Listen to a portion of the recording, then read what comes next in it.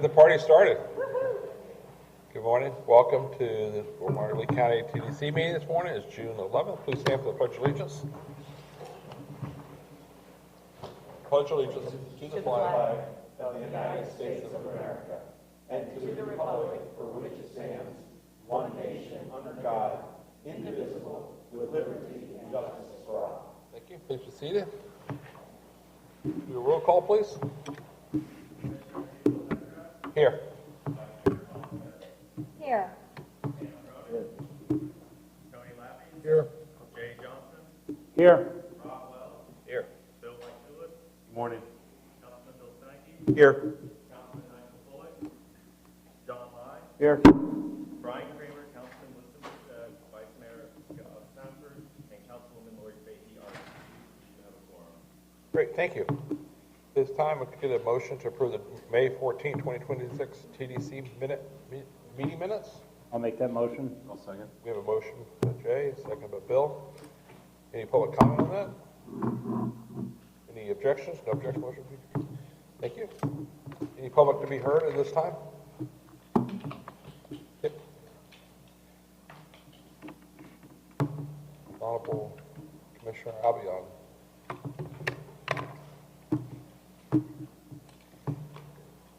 You have 3 minutes, John. There's a problem if it's going to take me 3 minutes. I'm just kidding. Thank you, sir. Yes, thank you. First of all, good morning. I don't know if you John Albion, for the record. I'm with SVN Commercial Partners. I just wanted to take a moment, and I know that this is Tamara's last meeting in her position. And first of all, Tamara, I wanted to come here and say thank you.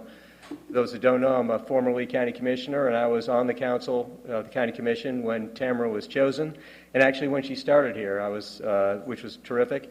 And Tamara, just for you today, I picked out this tie because this is the tie we got when LTU made its first direct flight to Lee County from Germany.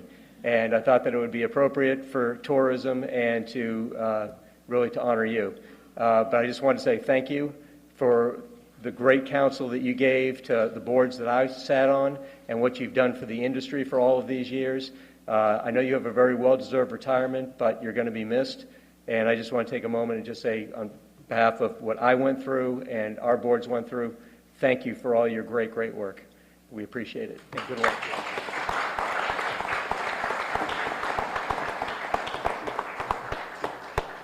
Any other public to be heard? Come to the podium, state your name.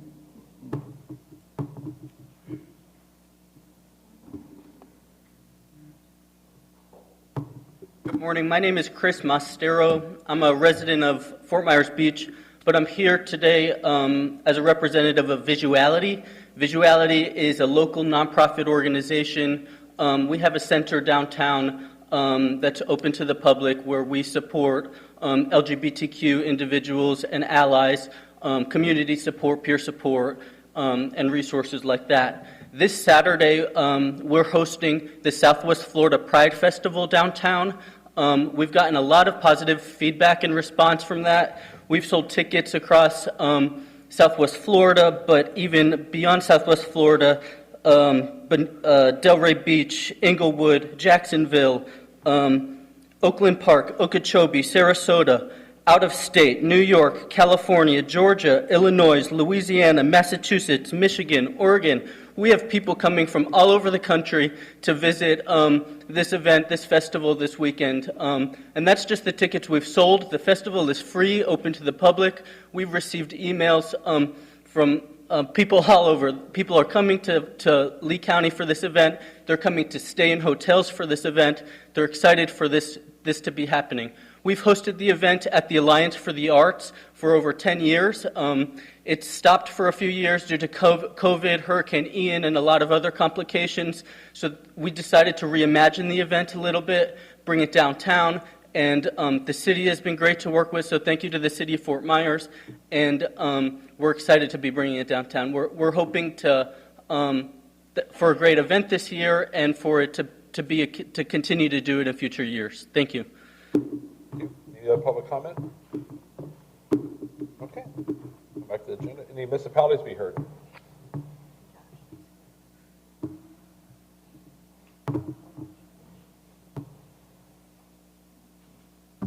morning, Council. Joe Petrella, Parks and Recreation Director. We have here Honey Phillips, one of our ecotourism and environmentalists that works with us that wants to present our case for our boardwalks that we were looking to fund for the city of Cape Coral. Good morning. So I work at Rotary Park Environmental Center. I'm the supervisor there. Ecotourism is a huge contributor to our state's economy. We have 1.4 billion came into the state's economy according to a study from the National Park Service in 2023. So I feel like my job's pretty important. People come from all over the world to visit Florida. I say they don't come for our pavement, they come for our beautiful nature, right? So there are 11 national parks, so that 1.4 billion is just for those 11 national parks. We have 175 state parks in the state of Florida and about 600 municipal parks. According to the Florida State Parks Foundation 2025, 3.6 billion in direct economic impacts came in through for ecotourism, people coming to visit, with 28 million visitors generating that revenue. So people come from to Florida for more than just beaches. You have to do other things while you're here, right? And I do a lot of traveling, and I like to go see nature all over the world. So people come here to enjoy our nature. And we have 4 Mile Cove is put in to replace our boardwalks, and Glover Bight Boardwalk at Rotary Park. Both our shoreline access, fishing opportunities, kayaking. So people come and visit those parks. We have a lot of visitors. So 4 Mile Cove Preserve had over 57,000 visitors last year, according to our AI data, and 56% of those visitors were from outside of Cape Coral, traveling from other areas. Rotary Park had 82,000 visitors last year, and 33% of those came from outside of Cape Coral. So we do have a lot of people enjoying our ecotourism opportunities in the city of Cape Coral. So I just want you guys to take that into consideration. Also, we have maintenance money we're asking for those 2 parks. And Tropicana Park is now officially open, and that was another thing that we were looking for, so funding for that as well. Do you have anything else to add, Jeff? No, great job. All right. Thank you. Thank you for your time. Any other municipalities here to be heard?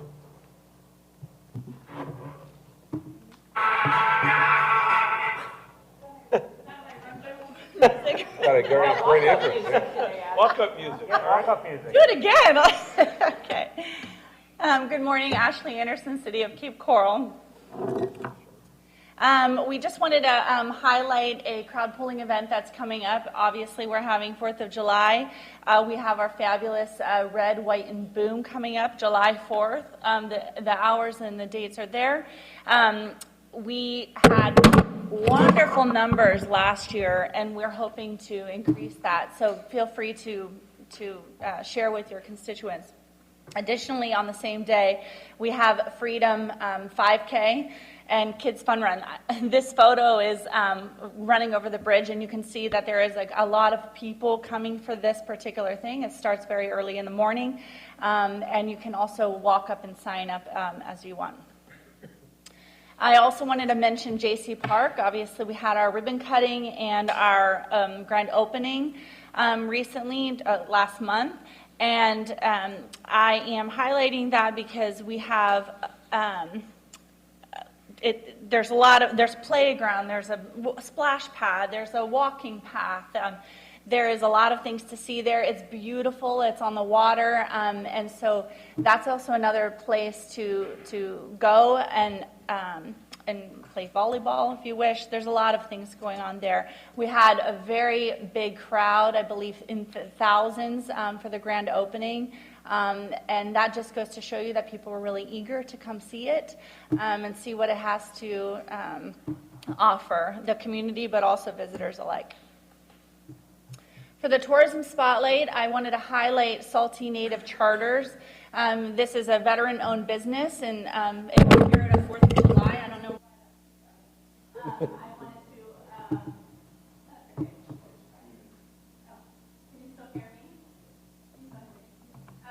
do, There you go. okay, they do fishing, dolphin charters, eco tours, shelling trips, and also private and captain for hire services throughout Lee County, actually, but they're based in Cape Coral. So I wanted to highlight that as well.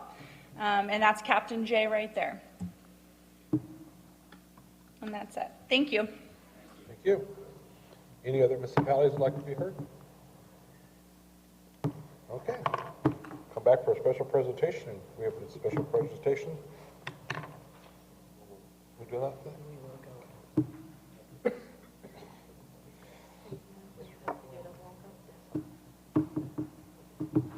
Good morning, Council. I'm Krista Wonke, Hospitality Training Manager for the Guest First program. While the VCB partners with the AHLEI to bring the Guest First program to Lee County's workforce, today we're here to actually recognize an organization who has really committed themselves to excellence in customer service. So today, I would like to invite Commissioner Cecil Pendergrass as well as Tamara Pygott up to recognize the Pink Shell Resort in their recent accomplishment. Pink Shell has made service excellence a priority by developing an internal training, and this training focuses on delivering those exceptional guest services. Through this commitment, they have certified all of their frontline employees. That's 221 individuals. So please, Bill Wachulis and Mary Brose, please join us to the front to accept your Certified Guest Service Property Designation plaque.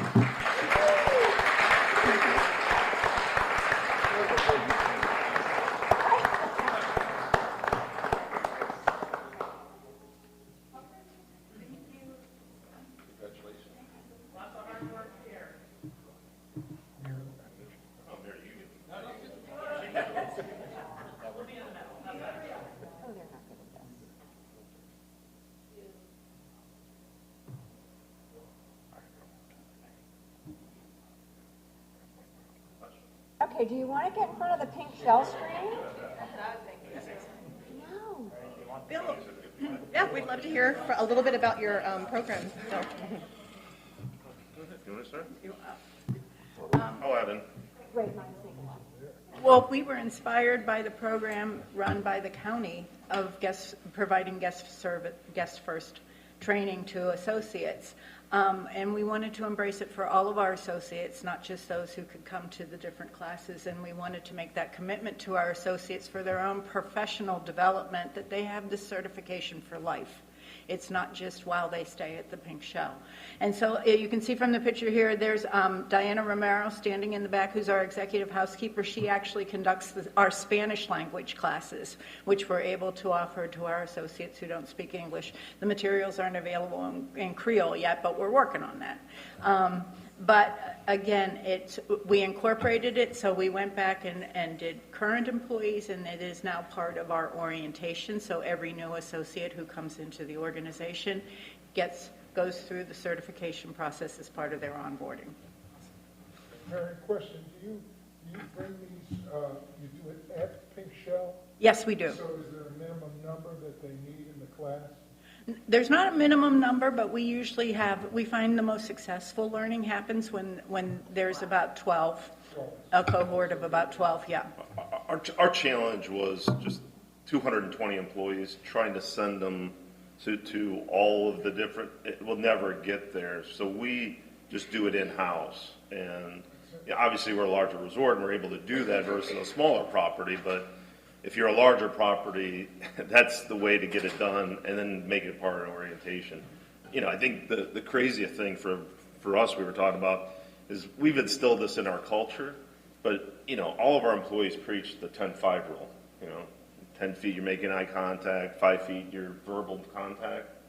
Target just came out with this, we're going to improve customer service. Well, that's been around forever. It's the Ritz-Carlton standard, but, and that's one of the biggies for us. So it makes a difference. I will say our guest service scores from getting everybody through this training went skyrocketed. So I highly encourage it.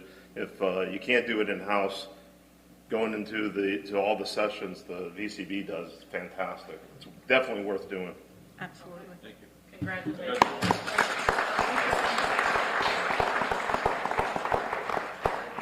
Huge congratulations to the Pink Shell, and for those that can't do it in-house, please utilize the Guest First program as a resource. We are currently in our summer session with sessions in person as well online. So a huge thank you to our partners that make that possible for us to be able to do that and give this to the community. Thank you. Thank you. Congratulations, Pink Shell. You know, we all know how important customer service is, and you know how it's changed through society, and you're bringing that back, and it's really something really important because people want to have that service when they travel. This is definitely nice to have that as a consumer. So thank you. I'm sure you'll be rewarded for many years long after this. So. Yeah, I mean, the other plus too is if you want to look at, you know, performance every year, you're paying less to bring back a customer that's a repeat because you gave them good service. I mean, your marketing dollars go down, it's good business, and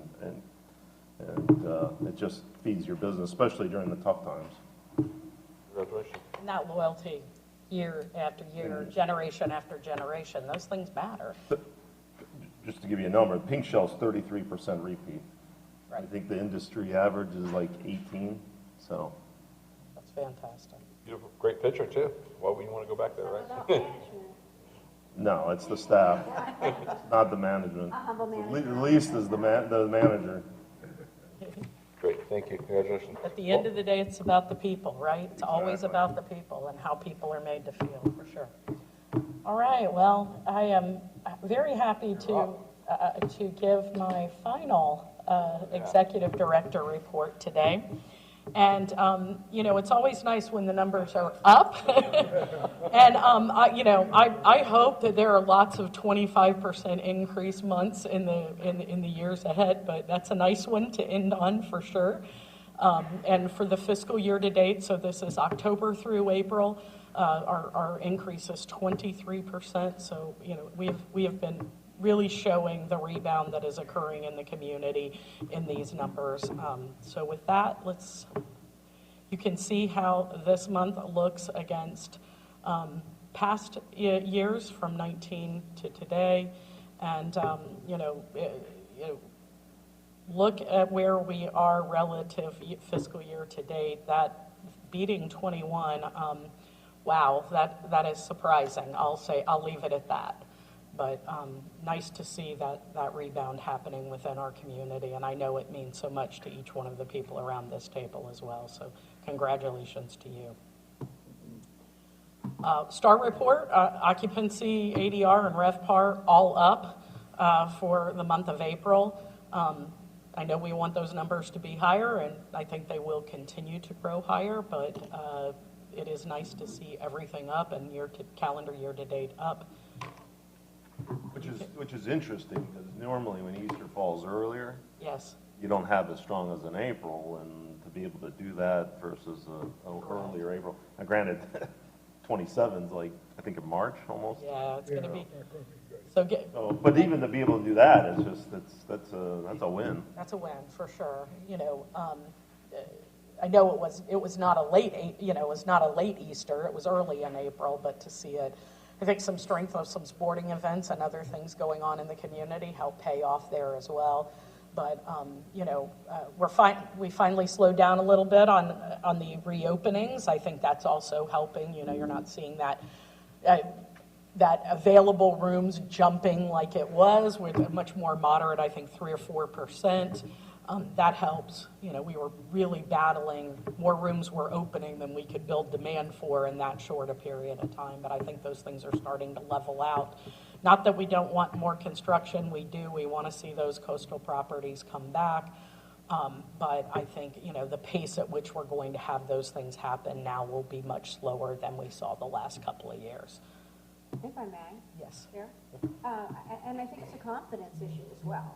Correct. You know, let's not just dismiss that because we finally had a year without a hurricane. So people are finally saying, I want to come back home to Southwest Florida to visit. So I think the confidence issue is a big part of it as well.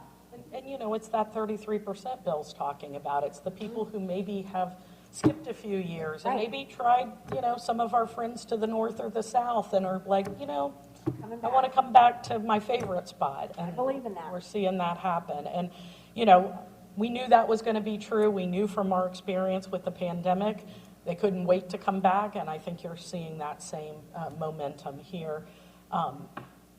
It is very exciting to, you know, I won't say it was a normal year. We haven't had a normal year in so long. I don't remember what a normal year was like, but it felt more like a normal high season year, and that's good news for everybody.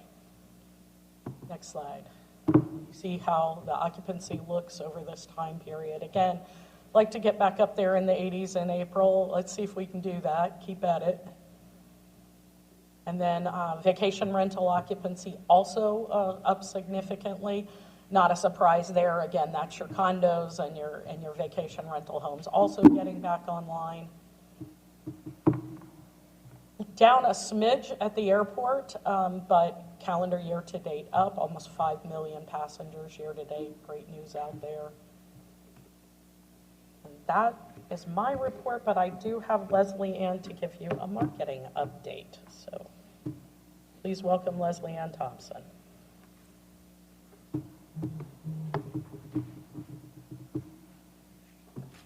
Thank you, Tom. Is that the last time I'm going to say that? Thank you, Tom. Good morning, council members of the audience. I'm pleased to be here today. We've been busy working on a lot of projects in the marketing team, and I would like to share some of those highlights with you today. As always, our goal is simple. Use the data insights that we have to plan strategic and efficient buys to create awareness, drive travel consideration, and convert interest into booked vacations here. By doing that, we support not just our hotels and vacation rentals, but also our tour providers, our attractions, and our restaurants. Heading into summer, we invested in strong, high-visibility channels designed to keep our destination top of mind for travelers booking vacations. This is the last time you're going to hear about Sports Illustrated, but I had to tell you, the wrap-up report is in.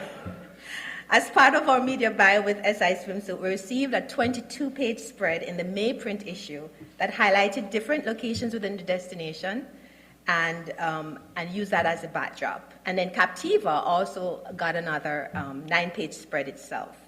So here's some coverage by the numbers. Oh, and I wanted to point out that we were, of all the destinations, we were at page 10, so we were the first destination featured in this print issue. Here are the numbers. The combined visibility gain from the May print edition, the Wives and Girlfriends digital issue in February, the model shoot release in March, and the athlete shoot release in April, plus the sweepstakes that just concluded, resulted in a total of over 13.2 billion impressions. That includes upwards of 280 earned media placements and another 60 articles with SI itself. So I guess it's safe to say that we got our coastal recovery message out there this year with this package. And we're very happy with the results. Since May, we've been running out of home placements using digital billboards and digital transit centers in high traffic areas. Key summer markets included places like Atlanta, Orlando, Tampa, West Palm Beach, Jacksonville, and in Miami's boards will go up in August to support Island Hopper Songwriter Festival, and those will run through September. When I was here last, I teased the Summer Nature Navigators program, but I wanted to tell you more about that now because it is live. We launched last week. The Summer Nature Navigators Pass, we wanted to create artwork that was creative and unique, and we did some hand-drawn illustrations to show little explorers throughout the destination. We thought we were very successful with that artwork. The pass itself includes over 13 points of interest across the destination, 10 of which are experiences, and it's available for download on our site. And it's valid through September 13th. The landing page highlights some of the wildlife experiences that are available on water and on land. It has a bird call gallery. It has tips on things you need to know before you come, and tips as well on the best birding spots in the area. How it works, visitors can download the pass, check into one of the participating locations, and then start earning points towards fun prizes. Some of the prizes include things like backpacks, some sticker badges, manatee stuffed toys, dolphin stuffed toys, coloring books, things like that. And we want to thank the Pink Shell Resort and Hyatt Regency Coconut Point for donating day passes towards the grand prize. If you're here today and you still want to be a part of this program, please let us know. We can still add you. But even if you don't have nature-based activities at your business, you can still get in on the action. First, tell all your visitors and guests about it. Or you can download these activity sheets from our site and share them with your guests at check-in, offer them to young diners at your restaurants, or give them to kids as they come in at your attractions at the welcome centers. Another new feature this year is our new Family Fun Quiz. This is a web-based quiz that matches families with personalized itineraries after they answer a series of questions. We ask for things like their vacation vibe. What are the age ranges? What are the group size? Are you traveling with a pet or you're not traveling with a pet? Do you like nature and wildlife? And once you answered all those questions, you're served an itinerary that's just right for you and your family. And I think we have a combination of about 16 of these different itineraries based on how you select your answers. It's a simple, user-friendly tool that can help simplify the trip planning process and move potential visitors closer to booking. Before I move into our booking-focused efforts, I want to highlight a strong engagement driver that we've been using this year, and it's been National Sweepstakes. These contests are a highly cost-effective way to build awareness, generate excitement, grow our email database, and partner with the hotel industry. And they've been delivering some really good results for us. In April, we ran a giveaway contest in partnership with Honey Fund and Hyatt Regency Coconut Point. More than 5,000 entries were submitted and just over 2,600 people signed up to get our newsletter. Our Captiva Couples Getaway Sweepstakes reached a national audience of newly engaged couples. We worked with David's Bridal on this, and Tony, thanks for your participation here. It generated over 12,000 entries and over 130,000 web visits. It was the second most viewed page during its run. In addition to that, we got another 2,000 people who opted into emails from us. Sports Illustrated and South Seas also ran a sweepstakes, and this performed exceptionally well. We got over 8,300 submissions from that, and another 2,000 email subscribers added directly to our database. Landing page visits were over 58,000, and it was our fourth most visited page while it was running. We now have one running for National Seashell Day's 10th anniversary, and it's called the You Deserve a Shellcation Giveaway. It's already earned coverage and a feature in Forbes, which reaches 53.4 million unique monthly visitors. National coverage like this extends our reach far beyond our own and operated channels, and it reinforces our destination's relevance on the national stage. To convert booking into actual stays, we've partnered with May the travel platforms where consumers actively search, compare, and book travel. For example, tiered partnership opportunities from Expedia's Co-op program allow industry partners to participate by expanding visibility and maximizing shared investment. And One Key Cash, which is Expedia's rewards program that allows members to earn points and redeem them to get discounts when they book travel on their platform. This promotion allows users to earn 2 times the points that they would when they book an eligible stay in our destination. Hopper's primary audience is made up of millennials who are tech-savvy and prefer app-based booking. Through travel vouchers, branded notifications, and social promotions, we set out to capture their attention during key booking windows. On TripAdvisor, we placed media in both domestic and international markets. The first example is a carousel ad that ran in the UK market, and the second is what we call a static boost. We also refreshed our branded hub page with a map, great information and imagery surrounding a range of activities that are available here that visitors can enjoy. And we created 2 new memory maker videos that I will share with you now. The first features a family that were coming here for the first time, mom, dad, and 3 girls, and we used a real family for this.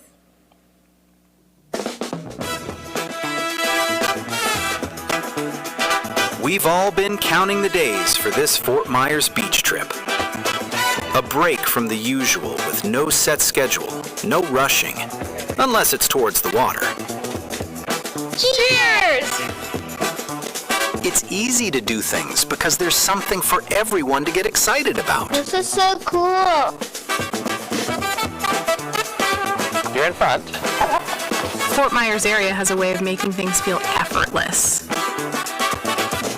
The pace out here changes. You're not distracted, you're present. Yeah! It's family trips like these that you talk about for years.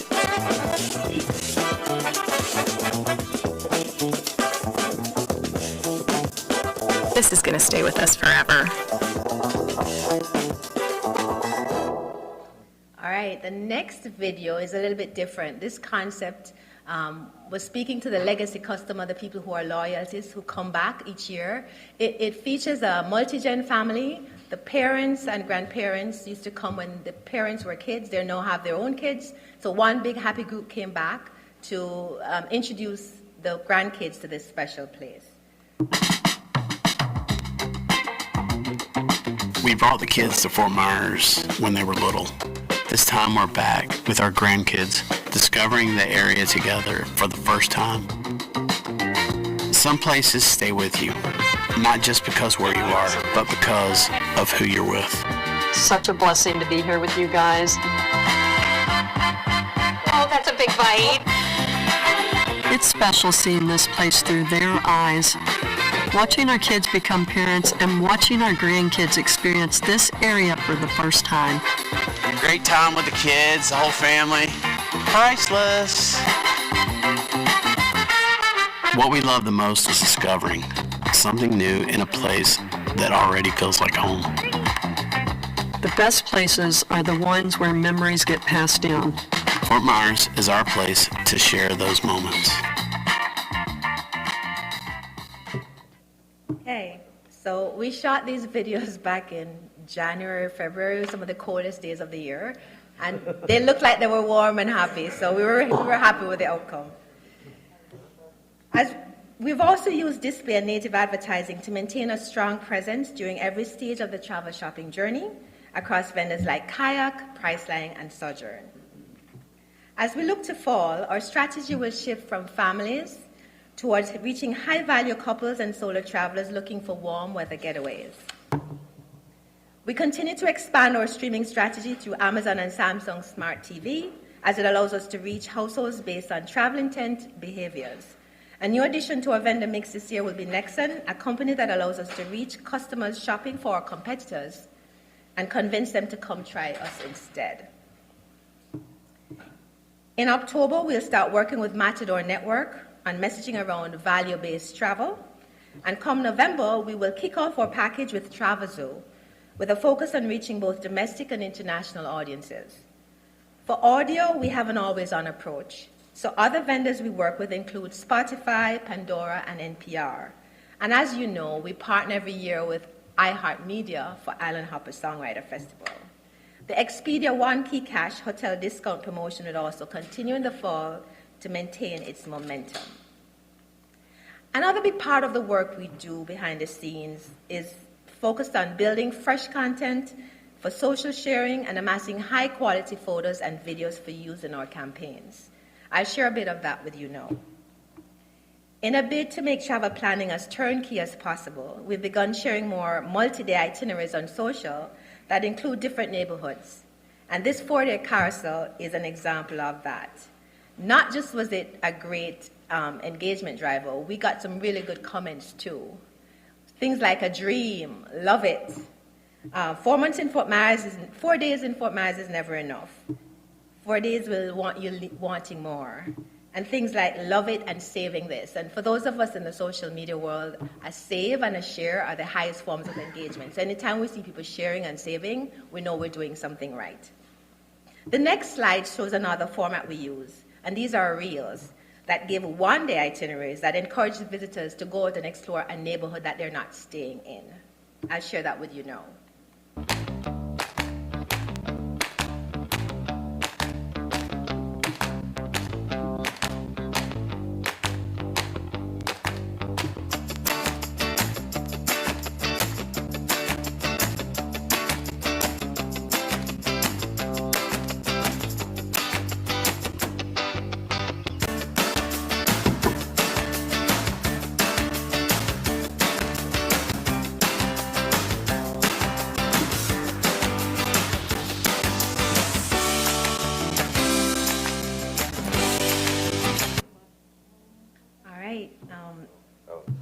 Our most recent production shoot also delivered 60 new images for us and 2-minute B-roll that we'll continue to add to our asset library. It was really cool because for this trip, we also got to get out to Matlacha and Cayo Costa, some of the places we haven't been able to shoot in a while. Here are a few examples of the images we received from that shoot. And we'll be using them across our advertising, social media, partner collaborations, and more.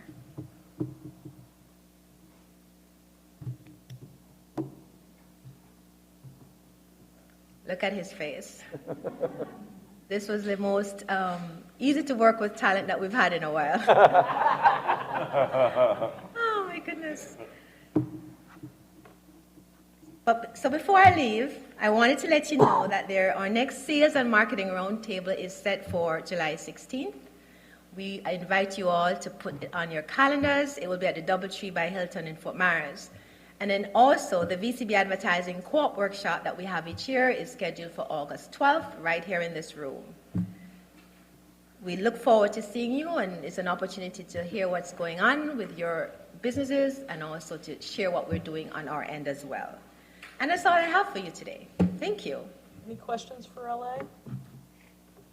I just have a comment. Yeah, as you were looking at this, I was going through and going on the website just to see how user-friendly it is and doing the search engine. Super user-friendly. So thank you. I was just kind of keying in some different things. So it looks great. Great job. Thank you, Holly. Thank you. Thank you so much.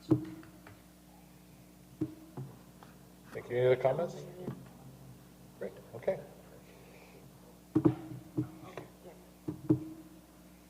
Amber, do you have anything else?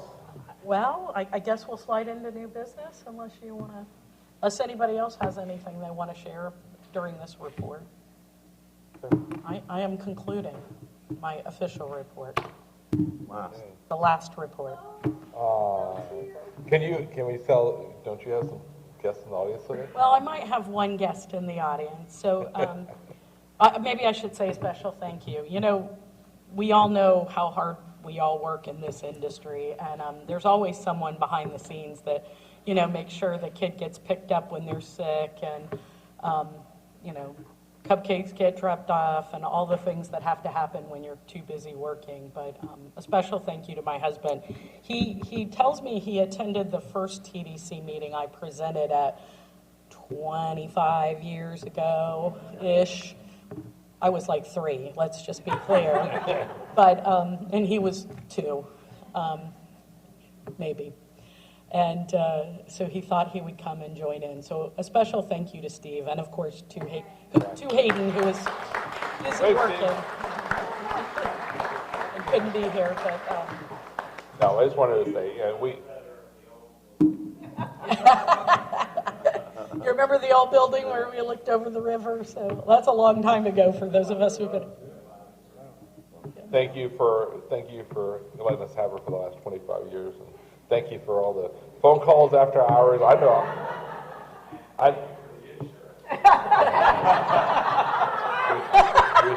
We got some good insurance, but thank you for this. I know I've called you, I don't know how many times, on the weekends, middle of the night, and I know our life's a little bit different now with, obviously, with our cell phones and texting back, and we have pagers, but now, thank you for everything you've done. I just want to say thank you to Steve for putting up with us and allowing you to do your job, so thank you. Absolutely. Okay, we'll move on to new business. We have an amendment to the TDC bylaws. So in your packet, and hopefully you received this a couple of days ago so you could take a look at it. As you know, House Bill 4047, was passed by the legislature this session and was signed this past week by the governor. So we can now update our bylaws. I need a motion to accept it, but as most of you know, this adds 2 TDC members to the council. One TDC member, a voting TDC member, represents the largest municipality in this case at the moment, Cape Coral, and there will also be an additional TDC member, a member of the community who has an interest in tourism. added, and in addition, it changes the rotation on the municipal seats. The one seat will be held by the most populous municipality. The second seat will be held by the community that generated the highest bed tax revenue. And then the third seat will rotate among the remaining municipalities. That rotation will be annual instead of biannual, which is the way it is now. We have requested for the clerk of courts to give us an update on who collected the highest revenue generated the highest revenue in bed tax in FY25 so that we can appropriately do that. I don't have that response yet. They said the email I got yesterday said we're working on it. But once we know that, of course, we have to amend the ordinance. That will go to the county commission. It requires, they have to send it to public hearing, and then there's a public hearing.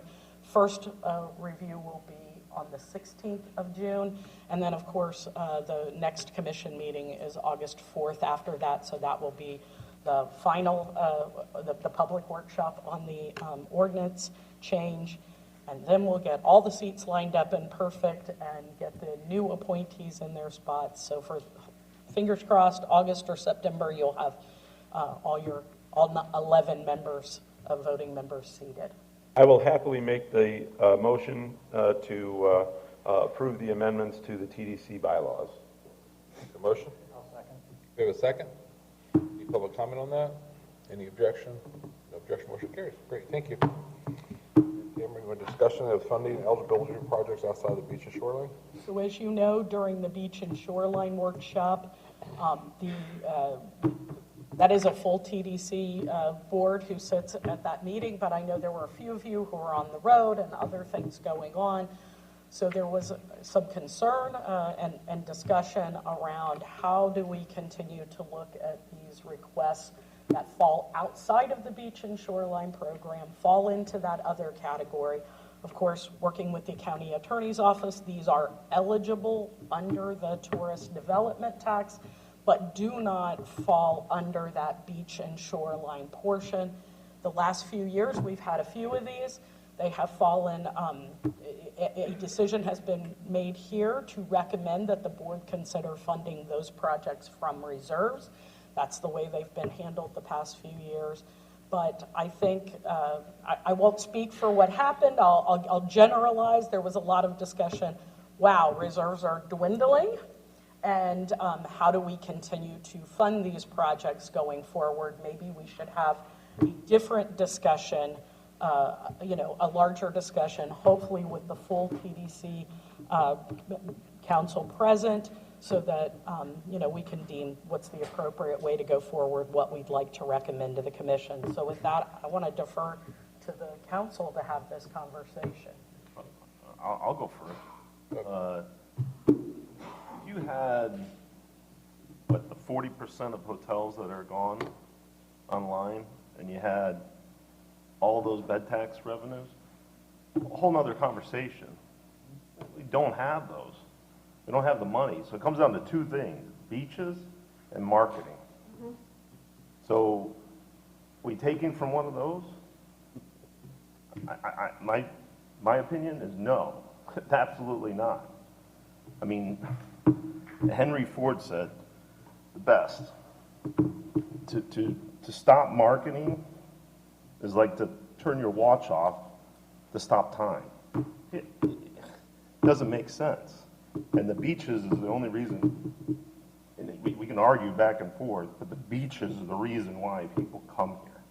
They may stay in Cape Coral, but they are coming to the beaches. And if you do not have the beaches, they ain't coming. So if you want to go down this road with funds being less than what we've had in the past, you're taking from one of those buckets. I would add to that as owner-operators. When I look at the mission of what the TDC stands for, I think we have to be very, very careful. And I think if there are these funding sources, then you go straight to the BOCC for those. they have the opportunity to look at that within your budget for an outside funding source if there is a need. But I absolutely agree with Bill that that's a very slippery slope. When we received those allocation requests and saw how heavy they were, we might not have the resorts coming back for quite some time, and I think we're going to have more of a limited budget. I absolutely agree with you. If there is a funding need, we have 5 commissioners that we can go talk to as elected officials, municipalities, and ask them specifically in an area that maybe they can give some relief to. So we watch this creep, and we're going to be being watched more and more and more on how we spend these dollars. So I am in agreement with you for all the right reasons. Thank you. I just want to say, I think all of us right now is waiting to see what happens in November, and hopefully that's a failed effort, because right now, our CIP, we had our workshop a few weeks ago for the county, and we're looking long-term too. So, we have a lot of things we have to continue doing, but we're not looking to build projects tomorrow that expect funding from TDC to fund it or to maintain it. So after November, we'll have more clarity of what all the cities and counties are going to do, obviously, and what the limitations are, because, if this fails in November, as I hope it will, the whole state homestead system, some of those members will still be coming back looking at TDC again, because everybody wants their fingers in it. So they're going to be looking at that because of just, it's unfortunate that's what they do, because they just don't have control. So they want more control of it, and we see that happening on the state level, and that's going to back to this, and it will hurt tourism. I'm not sure why we have to have this discussion every 7 to 10 years. For some reason we have to have that discussion. But anyway, Bill, do you have a comment? Yeah, thank you, Chair. Yeah, obviously, when you look at the requests, you would know that a member of this council that is from Cape Coral might have a differing opinion. And the opinion that I have is really based on where this whole program came from. And it came from a statewide effort to encourage and support tourism to our state, which is obviously where loads of our revenue comes from. And so not everywhere across the entire state has beach and shoreline, which is why the legislation originally specifically calls out estuaries, calls out parks, calls out boardwalks. There are, across the entire state, there are attractions that are not beach and shoreline, that attract the dollars to our area. So to ignore those in our area, since we do have incredible beaches, there is no one that can argue that. No one can argue that. And a tremendous amount of attraction here is because of those. But there are people that don't like sand, that don't like salt water, and they come here for the parks. They come here for 6 Mile Cypress Slough. They come here for 4 Mile Cove. They come here to see the spoonbills. They come here to see, things that won't be seen at the beach. And that ecotourism that was already spoken about is a great attractor to people to this area. So whether we embrace that and incorporate that in the budgeting when we take a look at the set amount that's going to be distributed and determine that a certain amount needs to be set aside for non-beach and shoreline, because it is still a tourist attraction, which is this money that is collected is supposed to go towards. It was not designed for only beach and shoreline. And so I think for us to look at it that way, I think is short-sighted, and it's not in the original intent in this statewide legislation and the opportunity to generate revenue for it. And when we think about the revenues that in all of our municipalities and our county are going to be affected by the potential referendum that's coming, these dollars will become even more important for all of the tourist attractions that we have in the area. So whether we look to, and I love savings. I love having savings. I was in that business for a long time. And so for us to have the reserves we have was incredible because of Ian and the other things that came our way. And that's what the reserves were there for. And now today we see the turn. We see having those dollars to keep attracting people here, throw away the thought that there's nothing to come to here anymore. We invested those savings to make sure that the people kept coming, and they're coming. And those hotel rooms are coming back, and the revenues are going to increase, and we'll have those dollars to put back into reserves. And to not fund those things that are non-beach and shoreline, I think is a travesty, because I think it was not the intent of the original legislation for the state to only support beach and shoreline.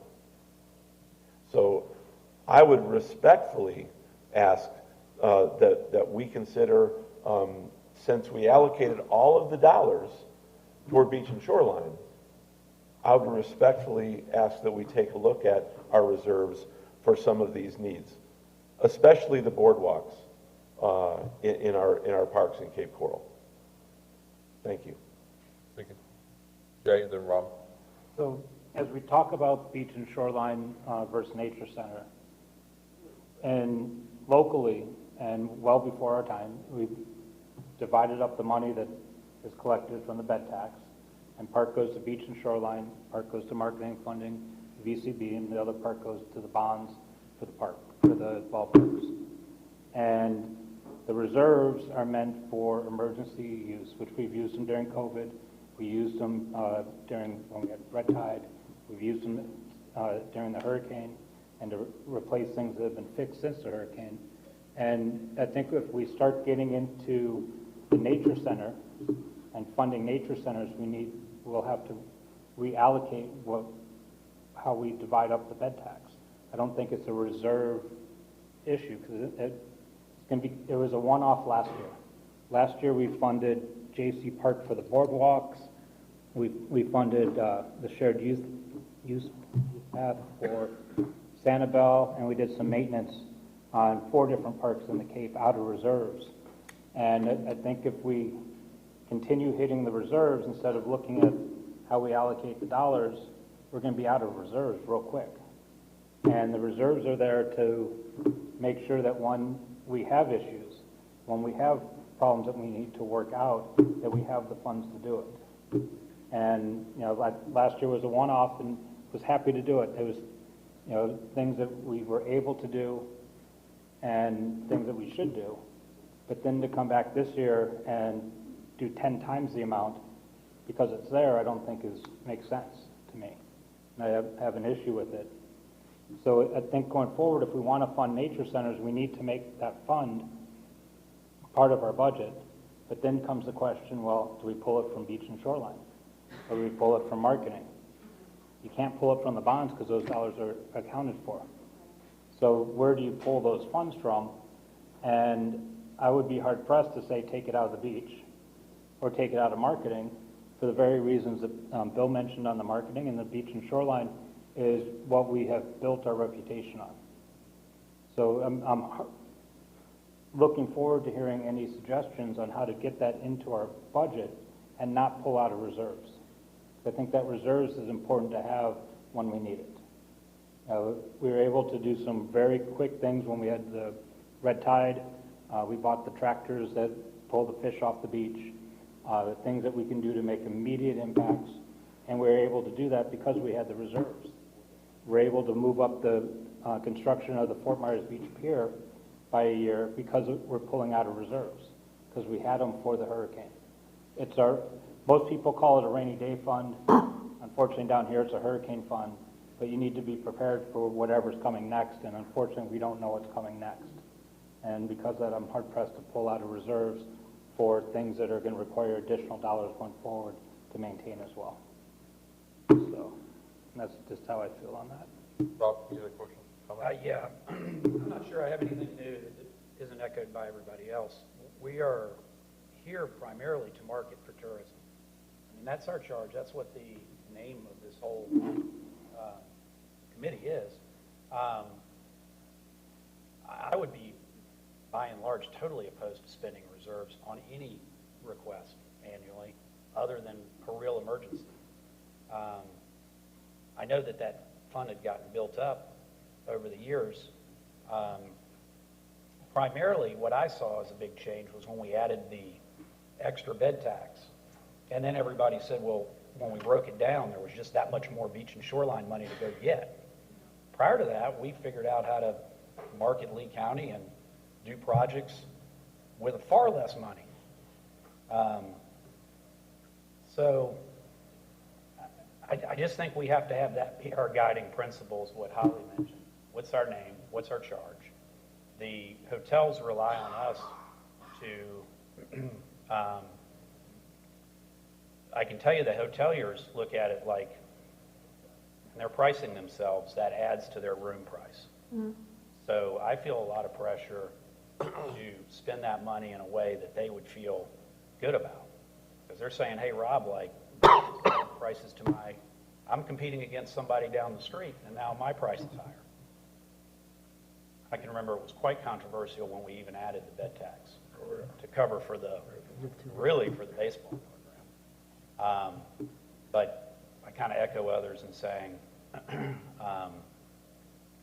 use your guiding principle in what you're doing. Don't spend reserves. We need those for when we have a real problem.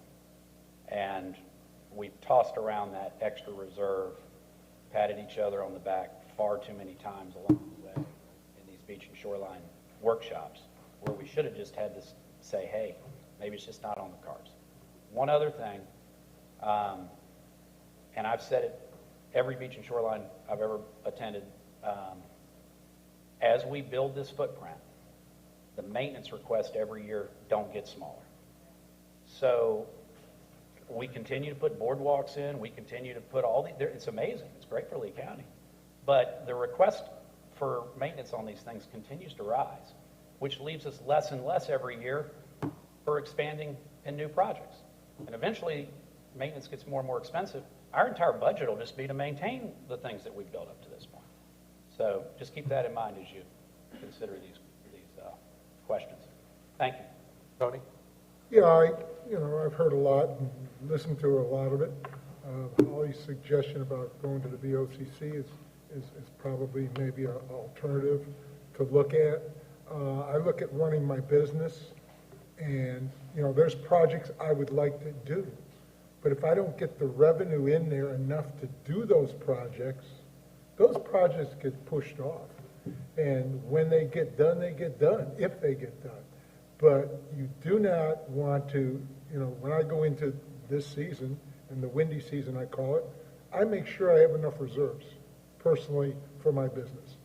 And to me, that's prudent, and it's good management. So, again, the name of this is Beach and Shore, and I think that's where the primary focus needs to be. And what Rob has said is something I forgot about, but as you build out, the maintenance is going to grow. And that's a really important factor. So I'm not in favor of getting into reserves. I think we need them, and that's how I think we should stay. Yeah, we all seen many things happen over the last 14 years. I've been sitting different times this year between oil spills, fish kills, COVID. I can probably think of 10 things off the top of our head that every year has changed our dynamics here. Hopefully, knock on wood, there's no hurricanes this year. There's no algae issues and sea kills, and you just never know. So, John? I just wanted to reiterate what Rob said. I think we're charged with the mission of the organization, and once again, it's driving tourism through marketing, and I think that we look at getting outside of that mission, and Beach and Shoreline is a part of that. I just echo what everyone else has said already, Commissioner and Chair, that we keep the reserves the way that they are. We know that we've needed them historically, and you just pointed out several of the reasons that we have. Right. So yeah, I would oppose as well. Thank you. Bill? I absolutely don't disagree about maintaining reserves and what reserves should be used for. Although, with that in mind, this discussion then should have been had before we allocated all the dollars. We put ourselves in this position by not considering anything other than beach and shoreline that is included in the legislation that should have been considered then, and anything outside of beach and shoreline was pushed down the road to be discussed at a later time. And that then put us in a position of only being able to say no unless dollars were available from somewhere else. And so I would just go back to the fact that while we are charged with that responsibility here, and we are, and I take that responsibility, to heart for our entire county and for everything, but with the thought that the original legislation brought from the state was to include things other than beach and shoreline that would contribute to tourism, then I think we're derelict in our duties for not considering those things as well for communities that don't have as much beach and shoreline, that do provide a lot of the revenue that fills that basket that we're in charge of distributing. So when I think about Cape Coral specifically and the volume of revenue in the bed tax that they bring to the table, which is mostly through short-term rentals that are not recognized and unable to be shown, then the ability to support the tourism that comes into that community because of a lack of beach and shoreline doesn't get supported. So, Jay, and I'll answer that. Bill, to respectfully disagree with you on the tax allocation. While the state, or just now we passed changes to the bylaws concerning the number of seats and the number of members. The state already passed that, but we had to pass it locally to make it happen. With the distribution of the bed tax, the same thing has occurred. While the state recognizes beach and shoreline and nature park, the rules here in Lee County, the way that that bill was put into our bylaws, we only recognize beach and shoreline. And nature centers is not a recognized funding source. So that's the reason that it was left out when we did the funding for beach and shoreline, because Lee County doesn't recognize nature centers as a funding source for tax dollars out of the bed tax. There's no bucket that is there for nature centers. So we could not take the funds that are allocated for beach and shoreline and use them on nature center projects. It's a bucket, and the money was in this bucket, and the request was in this bucket, and those two can't mix. And that's why those projects have to come out of reserves and could not come out of the beach and shoreline funds. So the discussion we're having today is because we don't have a nature center funding source. Now, that could be a part of this discussion or a future discussion, but it's not there to fund nature centers out of the way that we currently have in our statutes here in Lee County of the allocation of the bed tax. And that's why we didn't discuss it at Beach and Shoreline, because it wasn't a Beach and Shoreline request. That's why we didn't discuss it at the last meeting, because again, it wasn't Beach and Shoreline. It's a funding source that we don't have here in Lee County. And that's part of this discussion today, that if we want to create that funding source, where do we take it from? Do we take it out of Beach and Shoreline? Do we take it out of marketing? Or do we take it out of the bonds? Well, the bonds are already spoken for, so now you're left with, do we market less, or do we not take care of our beach and shoreline in order to create funding source for nature centers?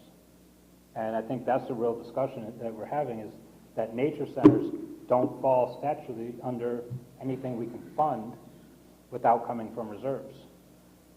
And so I think it's a bigger discussion than just say, take it out of beach and shorelines. It's not possible. Yeah, I just want to follow up on a couple of points and getting back to, possibly this is a BOCC commission, because maybe they can have a different silo and stay away from the TDC funding source that's very specific. And I'll tell you, I sat on this as a voting member, non-voting member.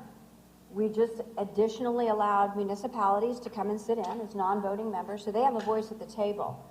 But my job is not here to say, I got to get these dollars just for Sanibel. As a voting TDC member, our job is to look at the greater good for Lee County, not just the revenue source for our individual municipalities. I will tell you, on this last allocation request, I said no to a Sanibel allocation, and it was one that fell under this, because it's my job for the BOCC as an appointee to look at what this is supposed to be for. And I talked to our city about that when they bring forward allocations. So we have to be very careful of what we're sitting here for, what we're representing. It's just not a money grab for our own municipalities. We certainly want all our municipalities to thrive, but we want to make sure that when we're given the stewardship of these dollars, that we understand specifically what it's for and adhere to that for the greater good of Lee County. And I take that very seriously. Thanks, Commissioner. Just very simple. I spent almost 30 years in financial services, and reserves have always been for emergencies. When you start having discussions about wants as opposed to needs, so reserves are reserves, and even as a non-voting member, I would say you want to start looking at that as a bucket for future projects. I just want to say, personally, from the county perspective, when I look at our county projects, I look at something, if we build something, we should maintain it.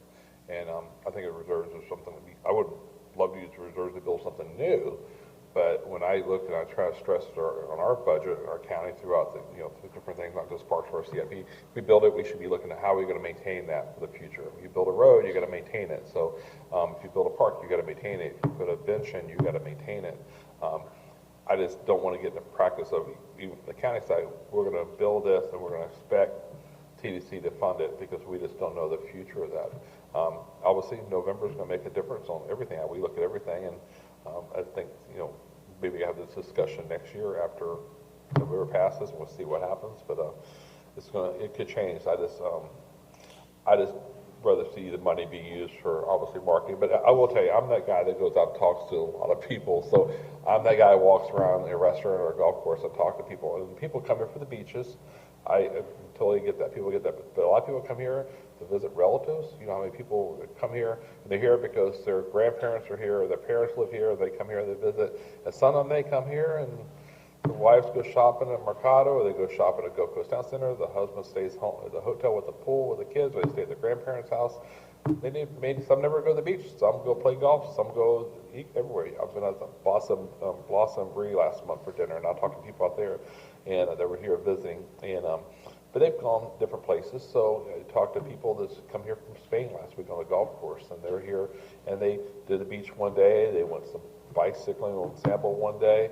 So everybody does love everything, but everybody comes here for different reasons. But I still think a lot of people just come here to visit their in-laws and their relatives, and that's why people follow each other here and move here later. But I think after November, this discussion would be more understanding in the future. Cameron, did you want to say something? I just wanted to add, I think the challenge, and I think Jay was pointing that out, trying to comment to to Councilman Steiche's comments.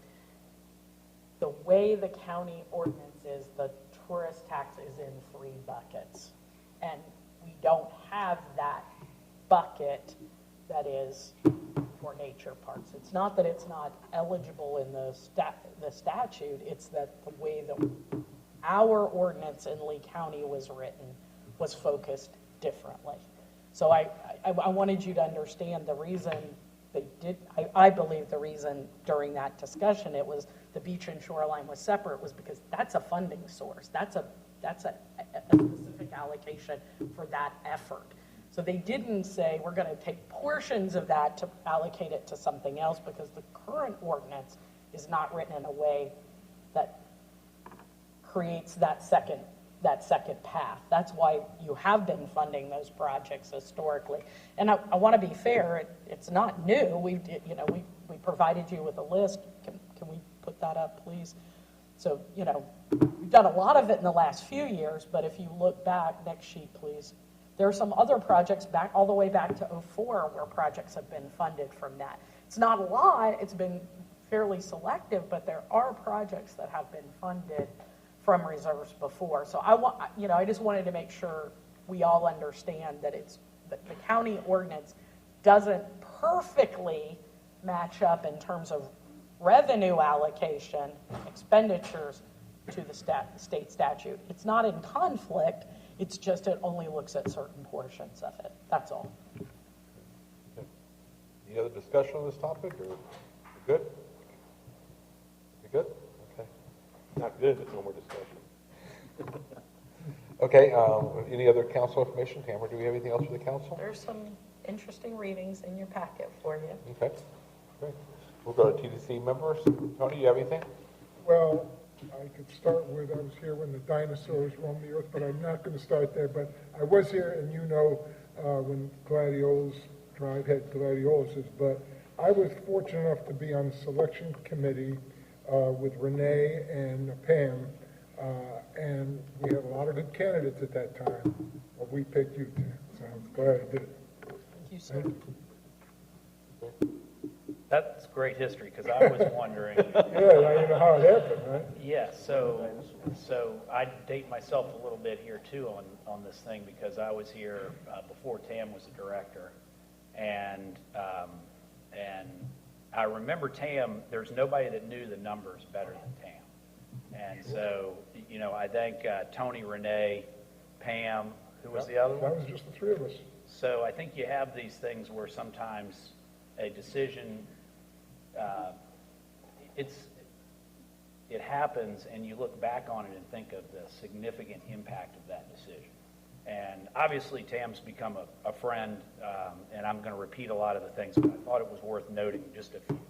As I said before, it was really obvious that nobody knew the numbers at the TDC better. We talk about these buckets, these pots of money, where things are. I mean, as a new person, I think we developed a friendship because I was always getting confused as to where these buckets were, and I would always talk to Tam about it. She was always available for a call.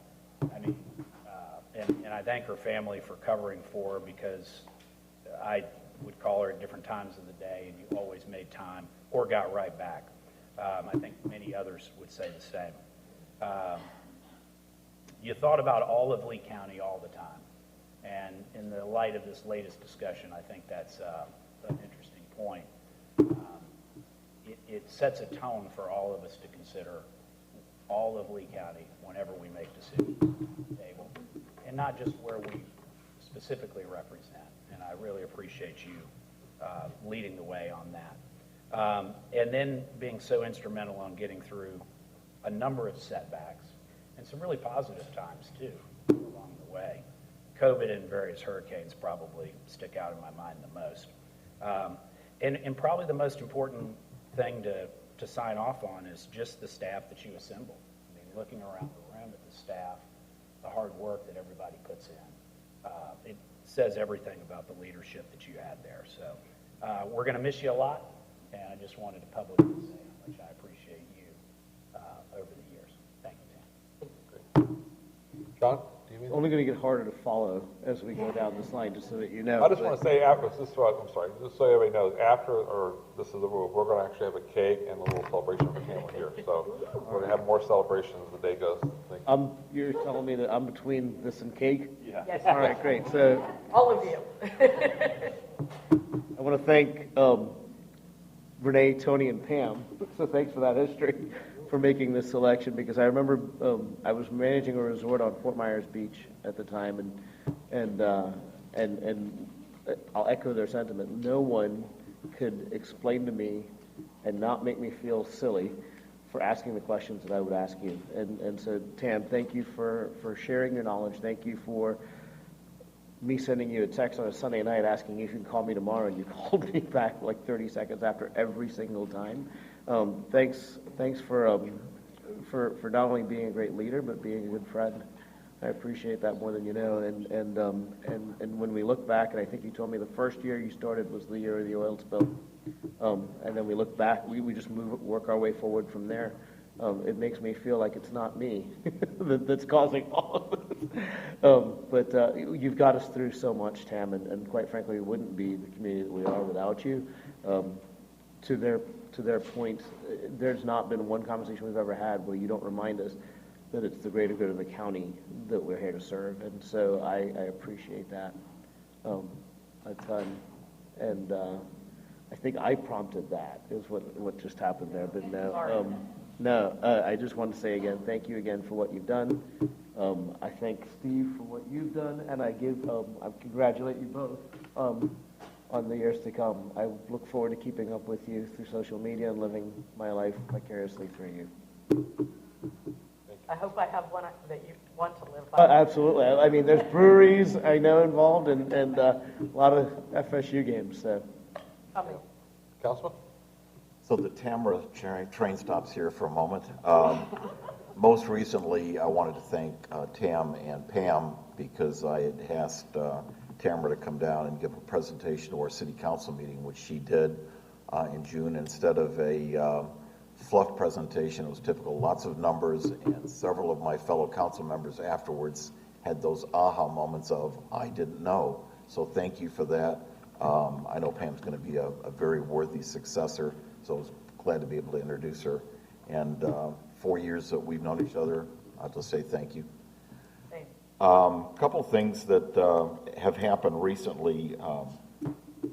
If you haven't read it in the newspapers, little old Bonita Springs last week, Michelin Guide has placed the Canary Club and the Bohemian restaurants, and they both been rated. I went to the Canary Club last night, and for a Wednesday evening, it was pretty busy. So that's just wonderful recognition for us in the downtown. Because of the drought, it's the good news on the drought, the downtown revitalization as far as Riverside Park and everything we're doing now is either on schedule or ahead of schedule, which is great for season coming in. We did have an amazing Memorial Day presentation. I do want to thank, there were a number of electeds from other cities that attended our Memorial Day, and our guest speaker, who did an amazing job, very touching presentation, former Commissioner Sandelli. How he pulled that together, considering what he was going through, was amazing. But I would all encourage you that the idea of Memorial Day not being a holiday, but keeping the idea of what it really represents. I'm very proud that we did that. July 4th, we'll not only have fireworks in Bonita, we will have fireworks, a laser light show, and then an amazing drone show that we started last year. So invite all of you that don't have your own celebration going on. And then finally, we've got, so it's going to happen. We'll have both the splash pad and the park will be open for July 4th, for a season.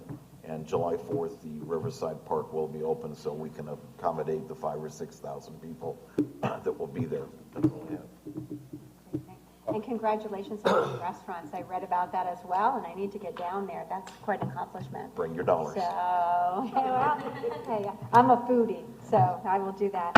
I'm going to start with some of our city stuff, and then I'm going to end with or begin with Tam.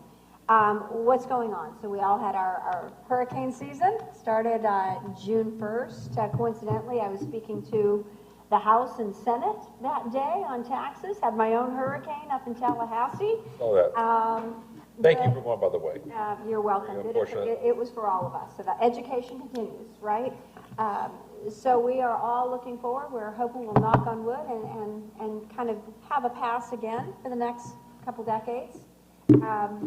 We've got our Love Sanibel back going on right now, so I encourage everyone to come and take part in the festivities and the discounts that are offered all around, and you can go on. I know that the Chamber is marketing that very well.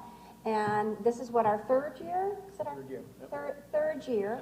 And I really give kudos to the Van Osses from the St. Michael's Episcopal Church. Sue and Bill have been instrumental in rounding up our community, getting us together, and just giving us that boost when we've needed it, and it's carried through. Everybody, 250th birthday for the United States. God bless America. There's things going on all around. Sanibel will have a full day, as many of you will as well. We're looking forward. We hope that the rain will pass over and not affect us. We were rained out last year, but we're looking forward to our little hometown parade, which brings thousands of people every year. And I hope those streets are packed, and you're all welcome to come and visit. With Tam, I remember onboarding. I've been an owner-operator for decades, but I was fortunate enough to step into this position what, about 9 years ago. And from the time that I still have my big book, how you welcomed, you've educated, you have been a mentor, you've been a phone call away as an elected official who's also an owner of a hotel. It gave a different perspective around the state. And I have turned to you for many questions, and I want to thank you for helping me be better at what I was able to do by understanding more of what you were doing and how I could bring that not only to the local, to the state, and to the federal level. So, you know, I owe you a lot in my growth. And I know for you, you're going to say it's the team. And your team is exceptional. You know, you walk in, like I said to the ladies this morning, I felt like everybody needed pom-poms because they greet us, and that's the way we're greeted every time we walk in. And I want to say thank you to all of the staff. But the tip of the spear helps make the staff what they are. And I know you're humble, but it just filters through all the way. And I'm very appreciative of that as well. I was saying I came into the airport, you know, in the last couple of days. I just got in from D.C. last night, and the welcome, you know, the smiles on your volunteers' faces coming into Lee County. That's the first thing they see. And then I saw, what was that, sunshine, you know, welcome to our sunshine. I took a picture of that last night. Thank you. You have cultivated such a welcoming community that is so different than where I go to other places. And it makes you feel like you're in a small town and in a small family, and that says a lot for everything that you do. And I hope your next, Steve, thank you. You know, you have, it's a sacrifice. Thank you for the sacrifice and standing beside Tam every step of the way, because it's really made this county come to a different level. And I hope your next chapter with your family and all the things, I'm going to be looking for those beers online, things like that, is your best. And I know it will be, but thank you for giving us such a great chapter over the time that you've given us. So thank you very much, Tam. He's been a firefighter all these years. He's always putting out fires for us and everything. We've been through a lot. And even when I was here, I mean, we've been through a lot, but we've gotten through it, and we're doing better every day. Let's hope it ends, that the challenge is in. Right. No more crazy. It won't, and I thank you for the next leadership coming in. You mentioned We're going to RSW. work with them. You mentioned RSW is looking good, isn't it? Pardon me? You mentioned RSW. You came through there this weekend. Oh my gosh, Yeah. it's looking amazing. And it's still a hometown airport, which it'll continue to look. You haven't been out there lately. I had a tour a few months ago, and it was just amazing what's coming out there. But I do want to say something else quick before I'm done, thank you. from this other room. Carol's here, Carol Obermeyer, and she's retiring from RSW soon. So I'm not sure the exact date yet. Carol, do you have a date yet? So we are losing Carol, we're losing Tamara. It's going to be some changes. So we'll have a RSW party for Carol, but we're losing, you know, obviously all this institutional knowledge and stuff is it's amazing. So happy for you too. So thank you for everything. Carol. Yeah, thank you. Bill? What a ride. Sir. Hurricane Charlie, housing crash, red tide, BP oil spill, COVID, Ian, and then sprinkle all the other hurricanes in there. I couldn't ask for a better person or a leader, so thank you, Pam. Jay? So, Pam, I'm going to get to you in a moment. I do have a little bit of business. I know, right? A little bit, not a lot. So, as many of you know, the SANCAP and Greater Fort Myers Chambers are combining and consolidating, and it's created a great excitement around the community, and we're being approached by other groups that want to be part of it. And one of the groups that approached us and that we have signed an MOU with is the Florida Restaurant and Lodging Association, to where we're going to, that organization is going to become part of the Greater Fort Myers Chambers in terms of operating, and here in Lee County and Collier County. So John has put on his FRLA hat again, and we have that moving forward starting July 1. So we're looking. For the record, I was supposed to say that, but I was too busy gushing over Yes. it. So I got the text that said, "Don't forget." I forgot. Got you on the other side. Okay. So that was a bit of business I had to take care of for John. Thank you. But Tam, congratulations. We worked together for a while, even before this board, and you've always taken my calls. Same as I think a few people have said, a text with the question, and it turns into a half-hour phone call that can happen at any time, day or night. You've never been one to say no. You've always been there to answer the questions that needed to be answered, to put the thoughts out and have those conversations to bounce things off of. And that I greatly appreciate. And everything that we've done for the community, I think it's been hit on through the hurricanes, through BP, which I almost forgot, Bill, that I didn't need that brought back, that memory back, but thank you. Which one? BP. I almost forgot that one. But there's been so many challenges that we've been through as a community and I was thinking back to 25 years as director, and it was a couple years after we opened up Bubba's, which amazes me because that feels like a long time ago. And the fact that you've been there all the way through, I appreciate, and whether it be stopping in for a meal just to sit and talk, or the phone calls, and everything you've done for this community. Thank you. Bill? Thanks, and I'll get to you in a second. I just wanted to, I feel compelled to let everyone sitting around this table and anyone listening in today know that I absolutely understand that my responsibility at this table is to this organization and the representation of our county. I've sat on state boards, I've sat on national boards, and I understand I put on a different hat at that time. So I would reject any inference that I don't get that. And lastly, I would just ask you to consider that every one of us that sits around the table not only represents this organization, but one of the reasons why each of us are here in the capacity that we are is to also represent our industry that we are in or the property that we own. And so it's a multi-hat job, with the biggest hat being to represent the TDC and our entire county. And so for me to sit in this seat and not represent my industry, which happens to be a municipality, I'd be derelict in my duty to my municipality not to at least have some of those things heard. But I absolutely understand that my responsibility is to the entire county and not just to my municipality. That being said, Tam, I'm one of the babies in the group here, only been with you for 3.5 years.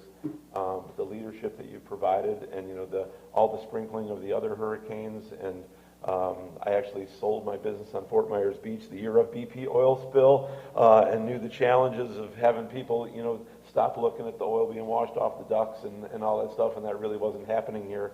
The work that you did to lead this organization through all of those years over the last 25 is certainly evident in where we sit today, the people that surround you, that you lead, and the example that you set. And so happy retirement, and to your husband, God bless you. We all know the type of wind beneath the wings that all of us need. So congratulations on your retirement. And the last, just wanted to let you know that with all the things happening, wanted to make you aware of an annual event that's happening this Sunday. It's a Flag Day celebration at the Veterans Memorial, right on the Veterans Memorial, just on the Cape Coral side of the bridge. That'll be at 9 o'clock in the morning on Sunday, where we honor our flag. And then just prior to Red, White, and Boom, Red, White, and Boom was already spoken of, but we have a special thing happening this 250th anniversary, controversial as it has been or may still be. We'll be raising the flag on the highest flagpole in the state of Florida, there at the base of the Cape Coral Bridge. The celebration will be at 2 p.m. And so what I'd remind you is that the Cape Coral Bridge is closed from 3 a.m. on the 4th until 3 a.m. on the 5th. So if you'd like to come to that flag raising, then you're going to have to come over either the night before and stay at the Holiday Inn Express, or the West End, so that you're there. Yeah, but if you stay at the Holiday Inn Express, you're right across the street from the flag, so it's an easy walk, and you're right there for Red, White, and Boom. But no, you'd have to come over the Midpoint or Hancock Ridge Parkway to get to that celebration, and it's bound to be a great day, starting off with the 5K run in the morning, the flag raising, and then Red, White, and Boom that night. Other than that, I'm very happy and pleased to serve on this organization. Thank you, Cape Coral. So the flag raising, you're going to do that on the July 4th, the new flag? On the 4th at 2 p.m. Great, yeah, thank you guys for doing that. It's amazing you do it. As you said, it's controversial. I know a lot of things at Cape Coral are controversial for some reason, but it's all private. That is like money, a no-brainer. Private money. There you go. Yeah, it's all private money. It's unfortunate I hear and see that stuff. I'm like, what are they thinking? Why would that be controversial? But you know, it's just it goes with the thing. So I just want to say thank you to Tamara for everything you've done. I will tell you, so on our side, the Board of County Commissioners, one of our biggest time of the year, I think, is when we do the rotation of the chairs. Who's going to get TDC? And we fight every year, and it's because of you, Tamara. It's because of you. And seriously, I'm sorry. It's because of you and your staff and what you guys have created here in this office. It's been amazing. We joke, I joke all the time. I remember the kid, Frank Mann, he's like, son, why don't you just retire and go work for TDC? You know, I'm like, well, Frank, that's like a good idea, because if I don't beat you to it. So we always say, what would we left the county from the Board of County Commissioners, where would we go work at in the county? It wasn't Parks and Rec, wasn't facilities, wasn't county attorney's office, sorry, Andrea. But it was, who would not want to work across the street over here and be around flamingos and all these great people? So again, thank you for everything you've done. Thank you for dedicating your life. And Steve and everything, my family, thanks you for everything. We traveled the world together. We've seen a lot, so. Absolutely. I have to stop. We got to stop this. It's over. Thank you. Here's what I want to say. You guys are such great advocates for this industry. You made my job easy by having a board that is passionate and cares. Nobody who does this job has a better board than this one, and I mean that genuinely. County Commission, and then of course the real people that make this happen, the people behind me, the staff. That's what makes this go. I get to be the figurehead. You know that. You work with them too. I know you call me, but they're the ones doing the work. I'll say, Commissioner called me this morning. I'm like, I got to talk to Nancy about that, or there's always someone else that's making this happen. There are 33 people who bust their butt to make tourism go well here, and I couldn't be more grateful for them. But I do want to say thank you to you. But you have made my job much, much easier by being great advocates for the tourism industry. And, I'll add a tiny bit. This legislation in November, we're going to put inordinate pressure on this tourist development tax. I know you know, but if you're listening and you're a member of the hotel industry, you need to take an active role in this activity. Because the pressure, you think the $12 million we didn't deal with today is the pressure? Oh my goodness. It's going to be all 50 million of the bed tax is going to be the pressure. And so it's going to turn up. Sorry to get on my soapbox, but this is my last chance, and I have always been Switzerland. And you are educating. Be aware of what you're voting on. Be aware of how it impacts your business, because there's a lot there. And I do believe that this tax will be the #1 source of supplementing those lost So you said tax, because if you're a commercial property owner, how does it impact your tax? Your tax bill will definitely be changed. Thank you. Really, really, really thank you. Now let's have cake. Okay, we are adjourned.